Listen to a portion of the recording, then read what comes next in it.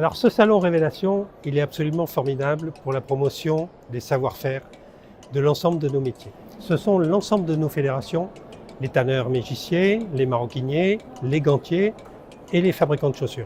C'est eux qui démontrent leur savoir-faire et c'est pour ça que nous sommes présents sur ce salon. Je viens de parler de savoir-faire. On a un certain nombre de sujets qui nous préoccupent au plus haut point. Et là, je vais dire que je m'adresse peut-être aussi à des politiques, aux décideurs politiques. Premièrement, le CIMA, c'est-à-dire le crédit d'impôt métier d'art.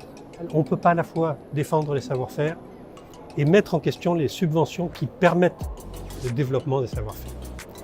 Deuxième sujet qui nous importe, la taxe affectée. C'est un sujet très technique. C'est une taxe que payent les industriels et qui sert les industriels de la filière. Ce qui est absolument formidable, c'est que ce sont les grandes maisons qui payent pour les petites.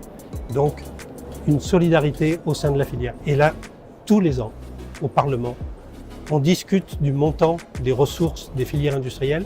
Et quand on en discute, c'est pour les baisser. À vouloir développer le secteur industriel dont on est un représentant absolument majeur sur la scène internationale et en même temps réduire les ressources des mêmes filières industrielles.